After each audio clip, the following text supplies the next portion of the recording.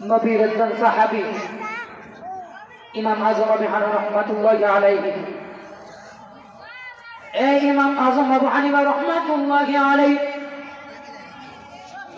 যখন নামাজের দিকে যখন রওনা দিলেন, ও ইমাম আজম আবু হানিফা রাহমাতুল্লাহি আলাইহি রাস্তার মধ্যে একটা পাগলকে পাইলেন।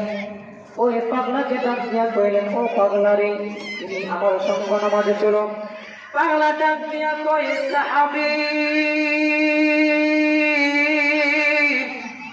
ও সাহাবী,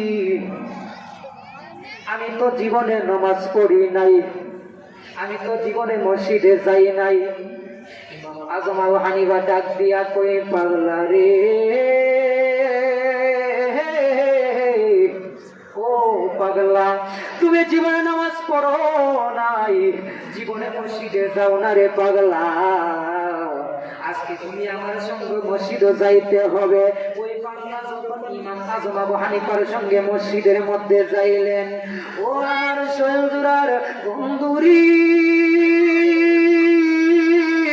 ও বন্ধু, ওই ইমাম আজম আবু হানিফা পাগলাকে নিয়ে নামাজের মধ্যে যাইলেন। পাগলা যখন মসজিদের উযুখানার মধ্যে গিয়ে উযু করতেছে রে বাবা, ওই পাগলা যখন হাত ধুইলেন, ইমাম আজম আবু হানিফা একটা মুচকি মুচকি হাসি মাইরা দিলেন। যখন কুলি করলেন রে বাবা, কুলি করবার সময় ইমাম আজম আবু হানিফা হাতটা মুচকি হাসি মাইরা দিলেন। যখন ওই পাগলাটা পা ধুইলেন, পা ধোয়ার সময় আবার ইমাম আজম আবু হানিফা রাহমাতুল্লাহি আলাইহি আবার একটা মুচকি হাসি মারলেন। ওই পাগলাটা যখন উযু শেষ করলেন রে বাবা, উযু শেষ কইরা ডাক দিয়া কই, হুজুর, আমি উযু করলাম, আপনি হাত ধোয়ার সময় মুচকি মুচকি হাসি দিলেন। আমি যখন কুলি করলাম গো, কুলি করার সময় মুচকি মুচকি হাসি দিলেন। আবার যখন পাও ধইলাম গো, আবার মুচকি মুচকি হাসি দিলেন। এর কারণ কি? ইমাম আজম আবু হানিফা ডাক দিয়া কই, পাগলারি, ও পাগলা, আমি যে মুচকি মুচকি হাসি দিলাম তিনটার সময়, ও পাগলা, তুমি কি এই কারণগুলি জানতে চাও? ওই পাগলা ডাক দিয়া কই, হুজুর, আপনি কেন হাসি দিলেন আমাকে একটু বলেন। ইমাম আজম আবু হানিফা ডাক দিয়া কই, ও পাগলারি, ও পাগলা, তুমি যখন কুলি করতেছিলা রে পাগলা, আমি তাকায়া দেখি রে, তুমি তোমার মুখ দিয়া জীবনে যত গুনাহ করেছো রে, তুমি তোমার মুখ দিয়া জীবনে যত গুনাহ করেছো, ওই গুনাহগুলি আমার আল্লাহ পানির সাথে বাহির কইরা দিছে। সুবহানাল্লাহ বলবেন না? এবার ওই পাগলা ডাক দিয়া কই, হুজুর, ও হুজুর, আপনি হাত ধোয়ার সময় কেন হাসলেন?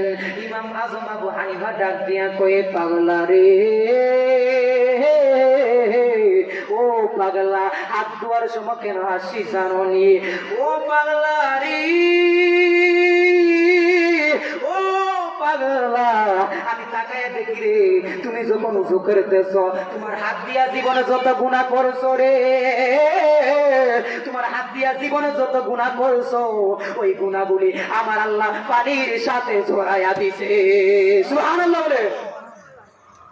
এবার পাগলা ডাক দিয়া কই, হুজুর,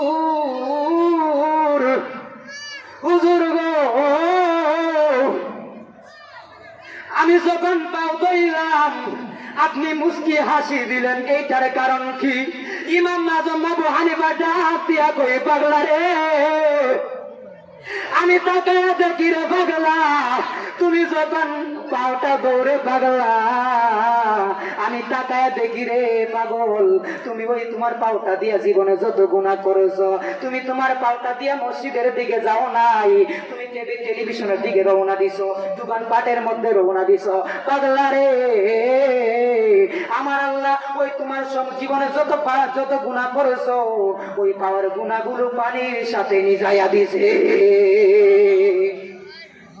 এখন উযু করলে গুনাহ মাফ হয়নি, নামাজ পড়লে গুনাহ মাফ হয়নি। দেখছেন, আমরা তো অনেকে নামাজ হয়ে যাই না, সপ্তাহে 1 দিন শুক্রবারে গিয়ে হাজিরা দিই। আর তো সপ্তাহে জানা বছরে একবার গিয়ে খালি ঈদের সময় গিয়ে হাজিরা দিই। বলছে নামাজ লাগতো না, নামাজ ছাড়া তো জান্নাত পাইয়ে লাগবো। আসসালাতু মিফতাহুল জান্নাহ, নামাজ বেহেশতের চাবি। সর্বপ্রথম কিয়ামতের হিসাবে নামাজের হিসাব হইবে। হাদিসের মধ্যে বলে দিয়েছেন আউয়ালু মা ইউহাসাবু বিহি আবদু ইয়াউমাল কিয়ামাতিস সালাহ, সর্বপ্রথম কিয়ামতের দিন নামাজের হিসাব হইবে। তাহলে আপনারা নামাজ যে পড়েন এখন এটার হিসাব দেওয়া লাগবে না নি? বুঝেনের পাল্লার মধ্যে কি জবাব দিবেন? এক সাইডে নাকি এক সাইডে গুনাহ। তো আমরা কি জাহান্নামে যাইতে চাই না জান্নাতে যাইতে চাই? নামাজ পড়া লাগবে নি? আপনারা যারা এখনো নামাজ পড়েন নাই, নিয়ত করেন 1 ওয়াক্ত নামাজ কাজা করবেন না, 5 ওয়াক্ত নামাজ সুন্দরভাবে আদায় করবেন, আল্লাহর কাছে দোয়া করবেন। আপনার যা যা চাওয়া আল্লাহর কাছে, যা যা চাওয়া আপনি নামাজের পরে দোয়া করে আল্লাহর কাছে চাইবেন। এখন জিকির করলে গুনাহ মাফ হয়নি। দেখেন আমরা যখন দুনিয়ার মধ্যে আসি, আসার পরে যখন মার গর্ভ থেকে যখন বাহির হই, কোন মানুষের 1 বছর পার হয়ে যায়, 2 বছর পার হয়ে যায়, 5 বছর পার হয়ে যায়, 7 বছর পার হয়ে যায়।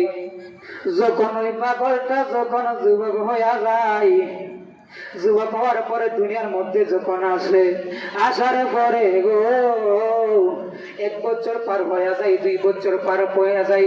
যখন ওই পাগলটা যখন যুবক হয়ে যায়, দুনিয়ার মধ্যে যখন কোনো একটা গুনাহ করে, একটা গুনাহ করলে মাথার চুল পরিমাণ কালো একটা কলবের মধ্যে দাগ পড়ে যায়। আমরা যখন মার গর্ভ থেকে বাহির হয়েছি, ওই কলবটা ছিল সাদা কাগজের মতো পরিষ্কার, কোনো গুনাহ ছিল না, মাসুম ছিলাম। যখন আমরা যখন যুবক হয়ে যাই, যখন দুনিয়ার মধ্যে যখন এসে কোনো গুনাহ করি, একটা গুনাহ করলে মাথার পরিমাণ কালো একটা, মাথার পরিমাণ একটা কালো একটা দাগ পড়ে যায়। আবার যখন একটা গুনাহ করি, আবার মাথার চুল পরিমাণ কালো একটা দাগ পড়ে যায়। তেমনি ভাবে দাগ পড়তে পড়তে গো ওই আমরা সাদা কলমটা অন্ধকার হইয়া যায়। ওই অন্ধকার কলমটা যদি আলো করতে গই, পরিষ্কার করতে হয়, একটা মাত্রই ওষুধ আছে, একটা মাত্রই যন্ত্র আছে, যে ওষুধটা কোনো রাস্তাঘাটে পাওয়া যাইবে না, যে ওষুধটা কোনো কবিরাজের কাছে পাওয়া যাইবে না, কোনো দোকানপাটে পাওয়া যাইবে না।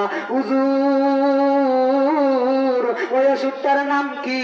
ওই ওষুধটার নাম হইল যিকিরুল্লাহ। আমার আল্লাহটা ডাক দিয়া কই, জগতের মানুষেরা রে, আমি আল্লাহ পাকে যখন জিকির করবি রে, 2টা চক্ষু বন্ধ করিয়া যখন কলবের দিকে দেখা দিবি রে, আমি আল্লাহ আল্লাহ যখন বলবি রে, ওই তোর অন্ধকার কলবটা পরিষ্কার হইয়া যাইবে। আমরা জিকির করতে চাই কি চাই না? আমরা যখন গুড় পুস্তু দিয়ে বাড়তে হাতের মধ্যে একটা তেল ছিটকা লাগে না, ওই তেল ছিটকাটা সাফ করতে করে সাবানের প্রয়োজন হয় না? তেমনি ভাবে ওই আমরা কলবটা গুনাহ করতে করতে অন্ধকার হয়ে গেছে, ওই গুনাহটা যদি আমরা পরিষ্কার করতে হই, ওই কলবটা যদি আমরা পরিষ্কার করতে হই, একটা মাত্র যন্ত্র আছে, একটা মাত্র ওষুধ আছে, এই ওষুধটার নাম হলো যিকিরুল্লাহ। আমরা জিকির করতে চাই কি চাই না?